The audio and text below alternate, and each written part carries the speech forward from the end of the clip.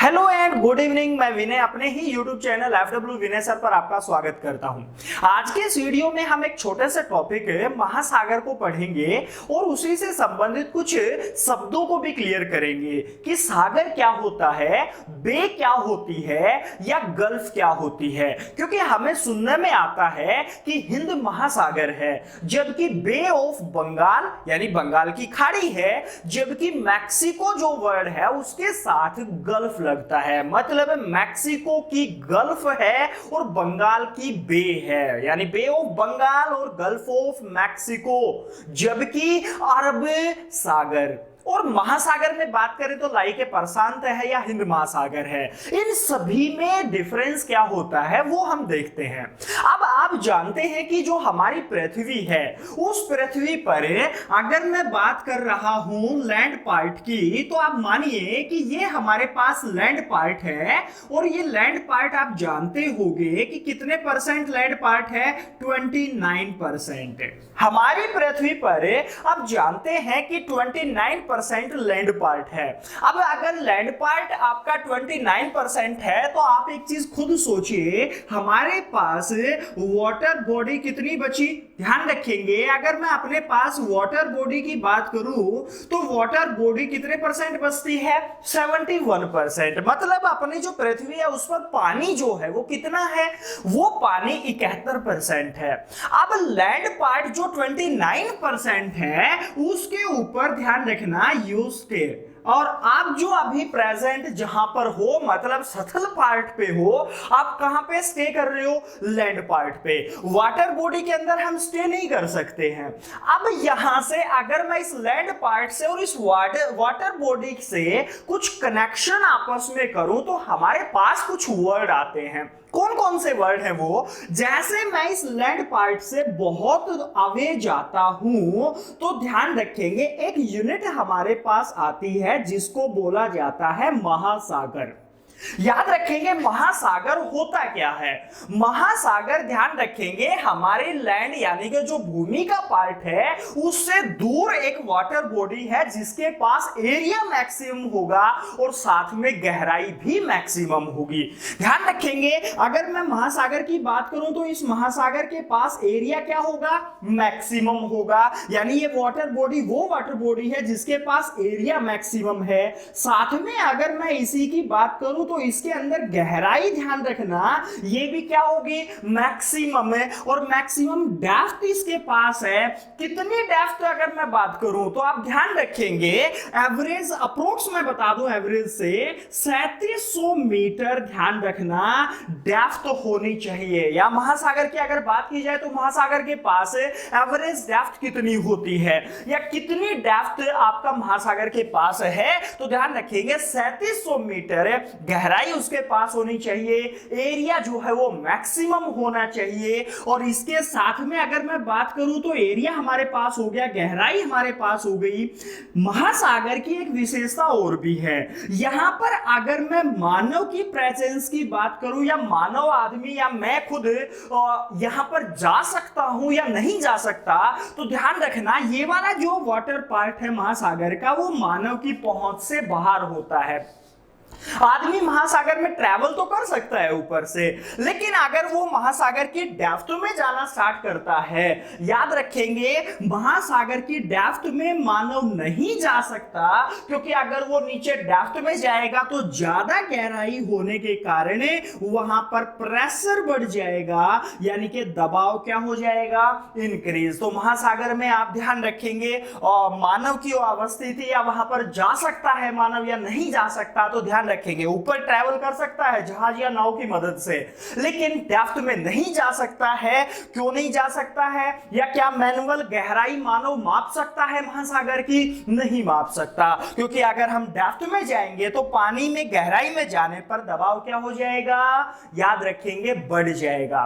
महासागर की एक विशेषता और होती है, महासागर के अंदर जो पानी होता है वो याद रखेंगे खारा होता है। महासागर का पानी क्या होता है, याद रखेंगे महासागर का पानी क्या होगा, खारा पानी होगा। और इसी के साथ एक चीज और आपको ध्यान रखनी है, क्या कि जो मानव है वो याद रखेंगे वहां पर उत्खनन कर सकता है, या जो मानव है वहां पर मछली पालन कर सकता है। मैं इसको रिलेट करूंगा कि मानव अपनी इकोनॉमी से अगर जोड़ता है किसको, समुद्र को या महासागर को, तो याद रखेंगे यहां पर मछली पालन के लिए नहीं जा सकता। क्यों नहीं जा सकता, क्योंकि हमने अभी पढ़ा इसके पास एरिया वाइड है, बात कर रहे हैं इसके पास गहराई मैक्सिमम है, और गहराई में मछली पकड़ने के लिए मानव जा नहीं सकता है, या मछलियां भी नहीं रह सकती हैं। रीजन क्या है, क्योंकि ज्यादा गहराई में अगर जाओगे तो वहां पर दबाव क्या हो जाएगा, बढ़ जाएगा। अब इसी दबाव के साथ मैं आपको ये जो महासागर के बारे में हमने कुछ पॉइंट्स पढ़े, इसको हम एक और वर्ड से रिलेट करते हैं। कैसे, देखिए अभी हमने क्या पढ़ा कि लैंड से अवे, यानी कि धरती जो अपनी है जहां पर हम रह रहे हैं वहां से दूर एक वाटर बॉडी पड़ी है। तो अब आप सोच रहे होंगे कि सर अगर मैं इस वाटर बॉडी जिसको आपने महासागर नाम दिया है वो भूमि के साथ में भी तो टच होता है, या जब महासागर भूमि से दूर है तो बीच में क्या है। अब जो बीच का पार्ट है वो ध्यान रखना, ये जो महासागर है वो लैंड से जब टच होगा तो 3 टाइप से टच होता है, जिसको मैं अभी लिख रहा हूं। भूमि से जब वो टच होता है तो याद रखेंगे उसी बीच में एक वर्डिंग आती है, उसे हम सागर कह देते हैं। एक वर्डिंग आती है जिसको हम बेबी कह देते हैं, और महासागर और लैंड के बीच में एक और वर्डिंग आती है, या जिसे क्या कहते हैं, हमें गल्फ कहते हैं। मतलब ये जो 3 पार्ट आप देख पा रहे हो ये महासागर का छोटा पार्ट होता है, या महासागर का वो पार्ट होता है जो लैंड के साथ टच होता है। महासागर ध्यान रखेंगे कभी भी लैंड के साथ टच नहीं होता।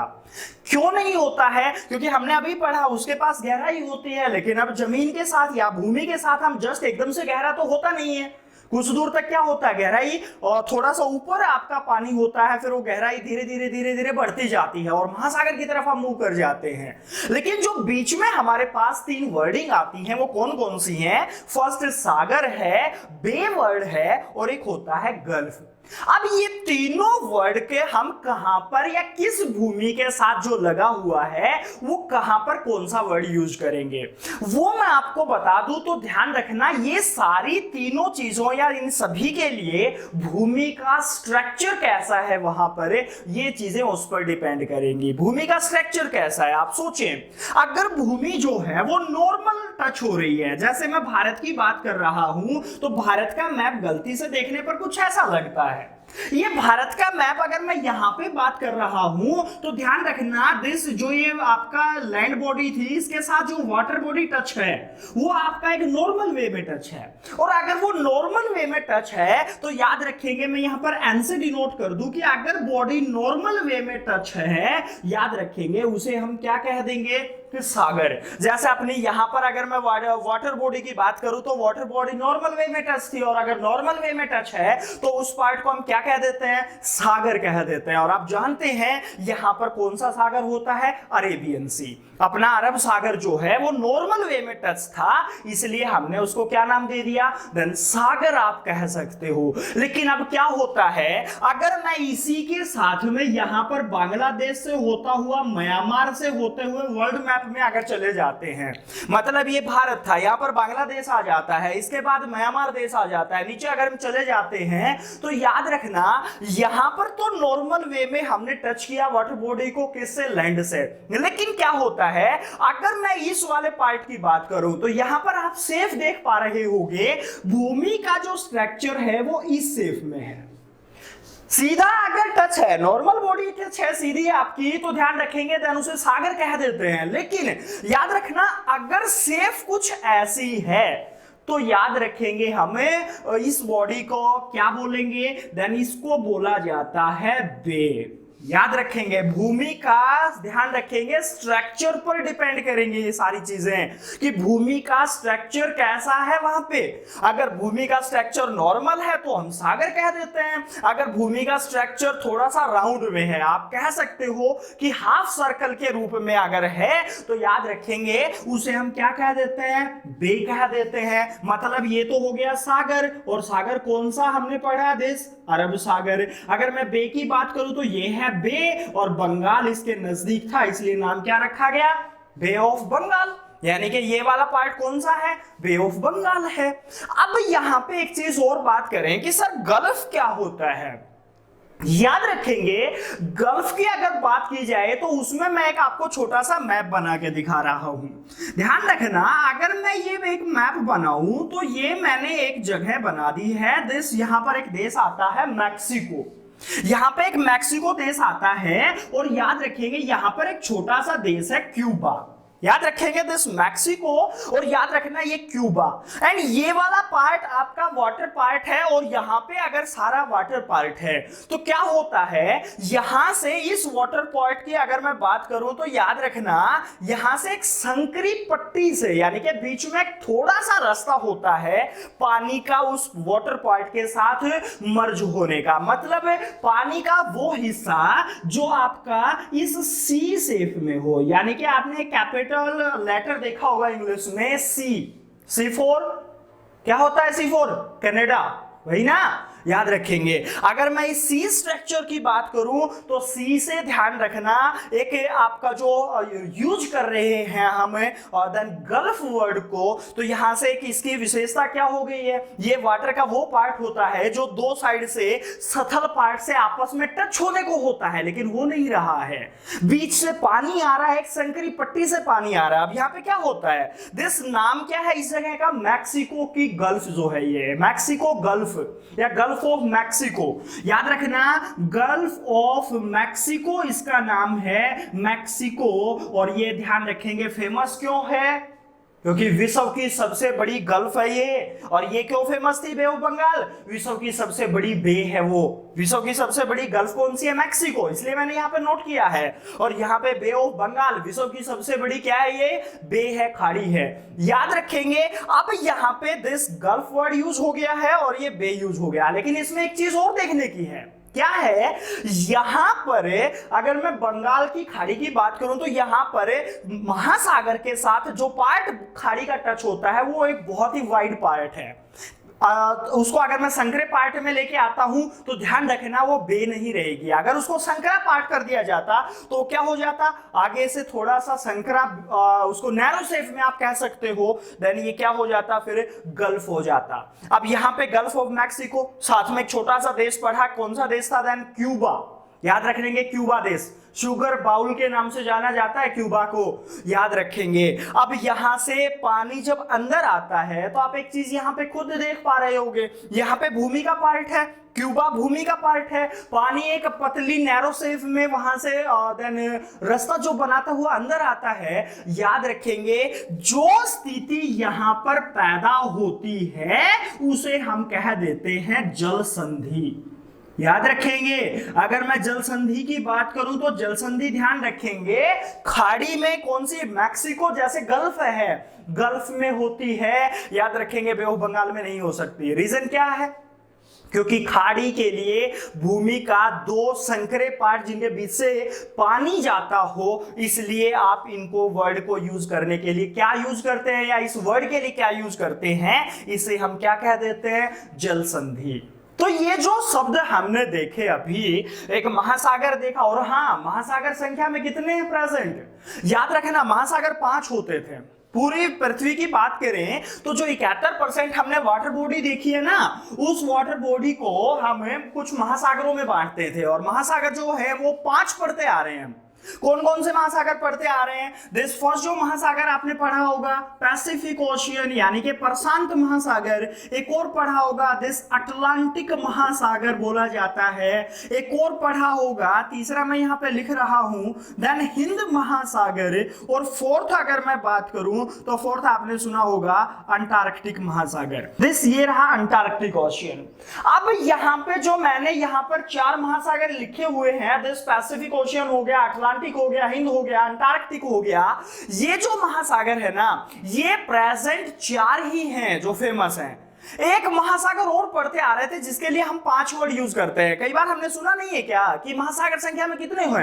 तो महासागर कितने संख्या में? 5 बोलते आ रहे हैं, लेकिन याद रखना प्रेजेंट 5 नहीं 4 महासागर हैं, क्योंकि एक और महासागर होता था जिसे आप अंध महासागर कहते थे, और अंध महासागर को अब महासागर की श्रेणी से हटा दिया गया है। उस अंध महासागर का कुछ पार्ट अटलांटिक में मर्ज कर दिया गया है, या उसको अटलांटिक कह दिया हाफ पार्ट को, और हाफ पार्ट को हिंद महासागर बोल दिया गया है।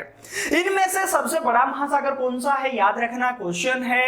और देन प्रशांत महासागर जो है वो सबसे बड़ा है, याद रखेंगे। अब महासागर से संबंधित कुछ वर्डिंग हमने पढ़ी। महासागर होता क्या है? मैं फास्टली रिपीट अगर कराऊं तो आप सीधी से आप कह सकते हो महासागर से कि महासागर क्या होता है। महासागर भूमि से अवे होता है, याद रखेंगे। कुछ गहराई होती है, दबाव बढ़ता जाएगा, गहराई के अंदर ज्यादा दबाव होता है, इसलिए मानव नहीं जा सकता, मछली पालन हो नहीं सकता है, पानी खारा होता है। लेकिन इसके साथ में 3 वर्ड हमने पढ़े थे, सागर क्या होता है, बे क्या होता है, गल्फ क्या होता है। याद रखना मछली पालन अगर करेंगे तो वो इन 3 में होगा, ना कि महासागर में। अब यहाँ पे ये 3 वर्ड हैं। इसमें एक चीज और मैं बता दूं, तीनों में से गहराई किसके पास ज्यादा होती है? सागर के पास कुछ गहराई होगी। तीनों में से अगर सबसे ज्यादा गहरे पार्ट की बात करें तो महासागर हो गया। उसके बाद गहराई किसके पास होती है? सागर के पास होती है। लेकिन ये दोनों कंफ्यूज करेंगे कि इसमें सागर और बे ऑफ बंगाल है जैसे, या गल्फ ऑफ मैक्सिको। बे और गल्फ में से गहरा कौन सा होता है? तो आप ध्यान रखेंगे जो खाड़ी यानी कि बंगाल के लिए बे वर्ड जो यूज किया गया है, बे बनता है भूमि के कटाव से। भूमि का कटाव का मतलब क्या होता है? जब समुद्र में टाइड अप होता है तो भूमि के साथ टच होता है समुद्र, पानी दूर तक जाएगा और वापस आते समय उस भूमि को काट देगा। तो वहां पर क्या बनेगा?